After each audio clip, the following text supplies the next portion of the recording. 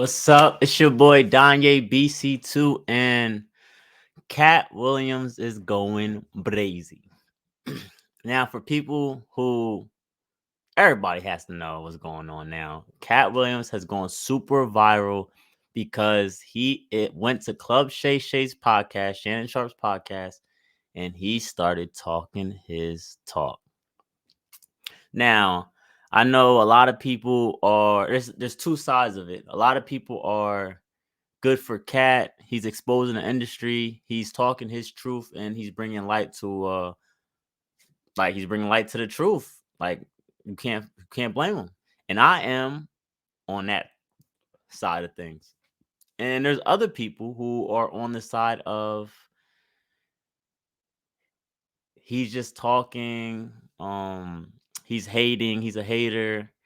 Uh, and just basically don't like anything that he's doing or doesn't like anything that he's saying. So listen, I watched a great amount of the interview. And like I said, it's definitely entertaining. He talks about a lot of things, and we need to get into this. So let's see what's going on, man. Let's see what Katt Williams is talking about.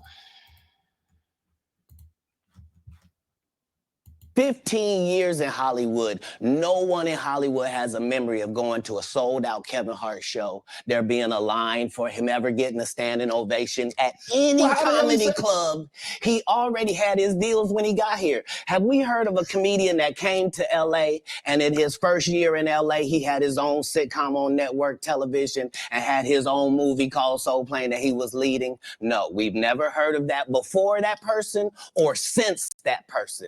What do you think a plant is?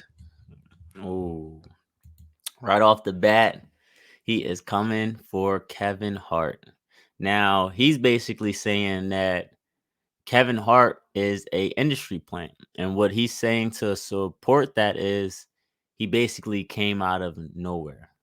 Now, he said something specific that Kevin Hart is known for having his fan base in the East Coast.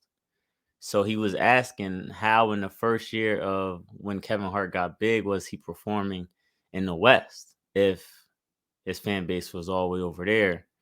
And he's saying because they allowed him and they basically, you know what I mean, gave him the keys. I mean, I think we all know that Kevin Hart, for sure, you can't take away from the fact that when he first came out and in those beginning stand-ups, he was funny. Like he was definitely funny. He definitely gained a fan base through his stand-up comedy. And he did play a great role in Soul Plane, which he was the leading role, which was a little bit weird because nobody knew who people knew who he was, but he wasn't that big of a figure to be having a leading role in a movie like that had a great amount of people in it, like Snoop Dogg and stuff like that. But it seems like there's a little truth in that. But let's see what else Katt is talking about. Hey, it's Adam from StreamYard. We have an exciting new feature to announce called Green Room. Is built. So all of these shortcut takers, they canceled me for talking about Harvey Weinstein before the thing came out, but he offered to suck my penis in front of all my people at my agency. What am I supposed to do? He did all of that. I'm thinking I'm the only black person on the script. I get there, it's 3 other black guys on there. Woo. Huh. So you wonder what they did to get there. I told him no. What y'all do?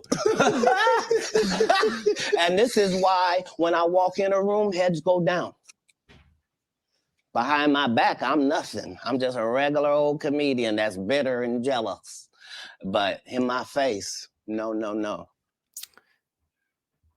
Harvey Weinstein offered to give him fellatio. Are we gonna act like we can just skip past that? And another thing he said is they do try to laugh and call him crazy and stuff he literally just said that. And that's what I'm saying is there's one other side of the Katt Williams people who watch him who say those things. Say he's crazy, say that he just talks bad about other people and he's a hater. And like I said, they're always going to stick to that side. The king has walked in and they have to respect it only because I've not taken the shortcuts. I've not been funded.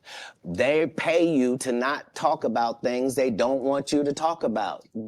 They tell you that themselves. I can't do that because Steve told you that he stopped doing stand-up because he has 7 TV shows. The only problem is when he stopped stand-up, he didn't have those 7 TV shows. He stopped stand-up because he got in a comedy battle called the Championship of Stand-Up Comedy with one Katt Williams in Detroit in front of 10,000 people and lost because Katt Williams said he was actually bald and that was a wig. And I went in, and that's why he couldn't do stand-up anymore. Imagine him coming to tell you another story where he got so big and it was Bernie and them's fault because they wanted to be movie stars. What? You called Ocean 11 to get that nigga's part. There is so much things going on here, and Katt Williams is dropping so much gems in just a short period of time. Like, people aren't even, you can't even catch as much gems as he's dropping. Like, he first started off by saying that you get paid more money to not talk. So he's saying the people that are out there who try to expose the evil, who try to basically, you know what I mean, bring truth to what going on behind the scenes in the industry, don't get paid. They get canceled. They get out of here. And he's saying the top like hot people who are making the most money are the people who know a lot but can't say nothing because they want to keep making that money. And a good example of that is, which I just thought about, was when Pat Bev went on he went on some like ESPN show with Kevin Hart, and he asked Kevin Hart, how do you feel about the Josh Giddey situation? And Kevin Hart said, I want to keep my job, so I cannot answer that. And this is what Katt Williams is talking about, is they pay you more to not speak up on issues. So that was a huge gem he just dropped there. And then another thing he's talking about is the Steve Harvey situation. Now, I know that Steve Harvey and him did go at it. I actually watched that stand-up that he's talking about, and Katt Williams did kill Steve Harvey. Now, they set it up to where it was like a battle.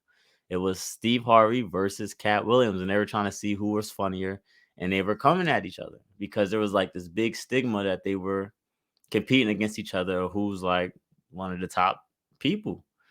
And Katt Williams wiped the floor with him.